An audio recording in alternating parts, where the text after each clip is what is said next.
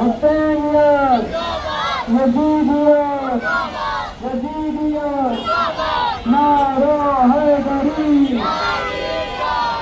নায়ক হযরত ইমাম হোসেন এবং তার সাথে যারা শহীদ হয়েছিল তাদের আত্মত্যাগকে স্মরণ করতে হবে। তিনি কারবালার শহীদ হযরত ইমাম হোসেন এবং অন্যান্য যে আউলিয়াল্লাহ তার সাথে আত্মহুতি দিয়েছেন।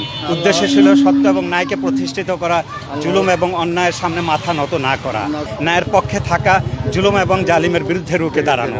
এটা কারবালার, আশুরার এবং চেহলুমের বা আরবাইনের মূল উদ্দেশ্য হচ্ছে। এটা হচ্ছে মেসেজ হযরত ইমাম হোসেনের। একটা দেশ এবং সীমানা পেরিয়ে আজকে বিশ্বের বৈশ্বিক মানবিক সংগ্রামে পরিণত হয়েছে। আমরা হযরত ইমাম হোসেন এবং তার সাথে যারা শাহাদত বরণ করেছেন তাদের প্রতি শতকোটি দরুদ ও সালাম শ্রদ্ধার সাথে পেশ করছি। লাব্বাইক ইয়া হোসেন। মোহাম্মদ আলী মোহাম্মদের নামে।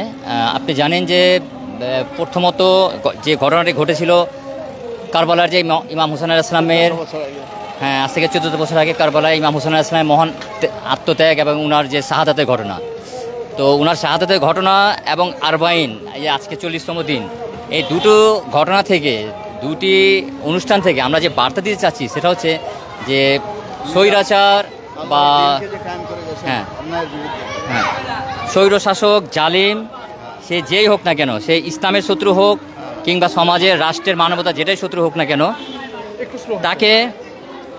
তাকে তার অন্যায়ের বিরুদ্ধে কথা বলা প্রত্যেকটা মানুষের নৈতিক দায়িত্ব, যেটা ইমাম হোসেন আলাইহিস সালাম করে দেখিয়েছেন। আমরা ইমাম হোসেন আলাইহিস সালামের সেই শোক, সেই আশুরা এবং এই আরবাইন পালনের মাধ্যমে বিশ্ববাসীর প্রতি এই বার্তাটা দিতে যাচ্ছি যে ইমাম হোসেন আলাইহিস সালামের যে মহান আত্মত্যাগ, এটি চির অবিস্মরণীয়, এটি ন্যায়ের পথে ছিল। এবং আমরাও যদি পৃথিবীতে ন্যায়কে প্রতিষ্ঠা করতে চাই তাহলে আমাদের কাজ হচ্ছে ইমাম হোসেন আলাইহিস সালামকে অনুসরণ করা এবং আল্লাহর দ্বীনকে রক্ষা করার জন্য উনি যেভাবে আমাদের সামনে নজির দৃষ্টান্ত স্থাপন করে গেছেন সেটাকে আমাদের বুকে ধারণ করে সামনের দিকে এগিয়ে যাওয়া। या हुसैन या हुसैन या हुसैन मजलूम, या हुसैन या हुसैन या हुसैन मजलूम।